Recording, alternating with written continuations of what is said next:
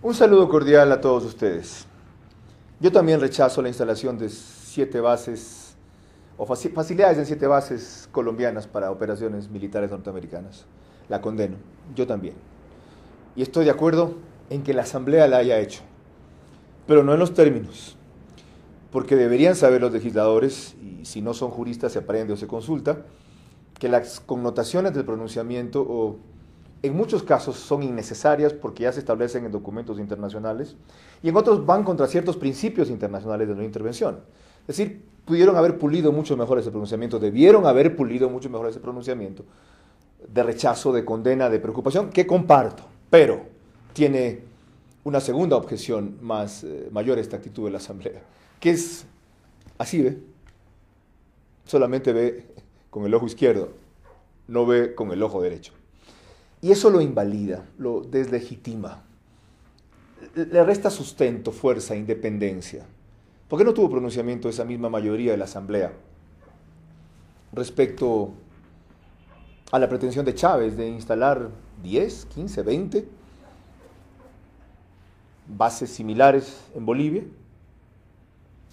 ¿Por qué no se condenó la pretensión desde hace rato,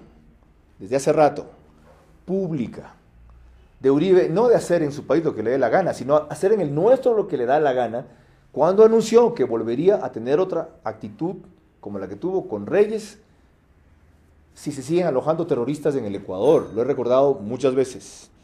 Deje nomás la cámara, Rodrigo, y abra. Sí, siga para allá, esto es espontáneo. ¿Por qué no se condenó a Obama cuando candidato y no se pide ahora de él una ratificación, una definición como presidente sobre lo que era una tesis de Bush y que él vive respaldando siendo demócrata? Curioso esto de la guerra preventiva, en la cual él apoyó en una declaración que ya muchas veces leí, no lo voy a cansar con eso. Dijo en inglés que apoyaba el derecho de Colombia a atacar terroristas en donde sea que se alojen y que como presidente eventualmente aislaría a los países que alojemos terroristas, ergo nosotros. Ergo todos en América Latina, unos más, otros menos. Aquí muchos más porque hay la vecindad con Colombia. Nada de eso dijo la mayoría de la Asamblea, que condena el acuerdo norteamericano para usar 7 bases, además son 7. En el Ecuador bastaron facilidades en una para lograr una tarea cuyos indicadores de combate al narcotráfico son notables, pero que ni aún así justifica los términos en que se hizo esa concesión por parte del gobierno de Baguad y el canciller Benjamín Ortiz, sin pedir nada o lo suficiente a cambio, sin lograr que el acuerdo fuese ratificado por el Congreso, sin proponer un debate sobre ese tema, entregando el manejo de ciertas instalaciones y personal a DINCORP, una especializada en contrato de mercenarios, pero más que eso, como yo lo denuncié muchas veces y lo probé, empleando la capacidad para combatir pescadores ecuatorianos a pretexto de combatir narcotraficantes, hundiendo embarcaciones nuestras sin darles la debida indemnización, muchas veces no encontrando nada, la mayoría de ocasiones no encontrando nada. Es decir, ese acuerdo atentó de hecho contra nuestra soberanía, porque no le correspondía actuar de la manera que actuaron contra nuestros pescadores industriales o artesanales. Pero aquí se necesitó una base. En Colombia son 7 y ya está claro que puede ser el origen de una guerra primero con Venezuela y después, si este trastornado mental de aquí enloquece más, con Ecuador, ¿no? Ya ustedes saben lo que anunció y ya ustedes pretenden, ven a qué se pretende dar como uso militar aquello que era solamente una capacidad disuasiva y de respuesta nuestra si nos atacaban o nos invadían. Es decir, la locura de la guerra. Y también ya dije por qué se necesita en Venezuela, en Ecuador y en Colombia inclusive una guerra, para distraernos, para unirnos, para justificar un enorme gasto de dispendio. Pero nada de eso dice la manifestación de la Asamblea. Nada. ¿Qué van a decir peor respecto a la pretensión o a la exhortación de Correa de levantarse al pueblo hondureño? ¿Qué diríamos aquí si mañana se le ocurre a Alan García incitar a levantarse al pueblo del Ecuador por el totalitarismo que estamos viviendo y el monopartidismo que se está imponiendo y el autoritarismo que campea y el socialismo que escasea? ¿Qué dirían ustedes?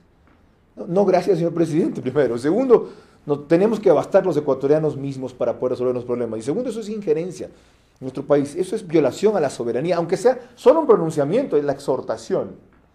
De todo eso carece aquel rechazo y condena de la Asamblea de estos días a la decisión colombiana de otorgar facilidades que irán mucho más allá de combate al narcotráfico en Colombia, como ya lo admiten no solo porque combaten a las FARC, y en la cual participarán, no se sabe hasta qué nivel, militares norteamericanos, no solo en la asesoría, seguramente con sus naves también.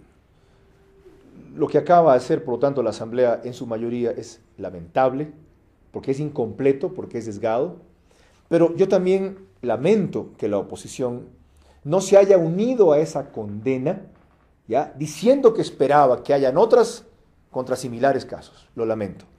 Porque en ciertos temas los ecuatorianos tenemos que dejar de ser ideologizados para todos ser compatriotas, para todos ser nacionales.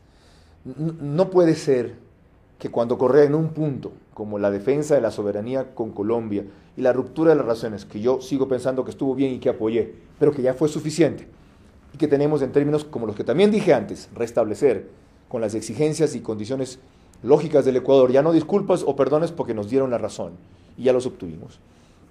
Digo, no cabe que cuando hay una amenaza externa común, en este caso los asambleístas, ideologizados, polarizados, ni siquiera en eso puedan coincidir. Es una pena.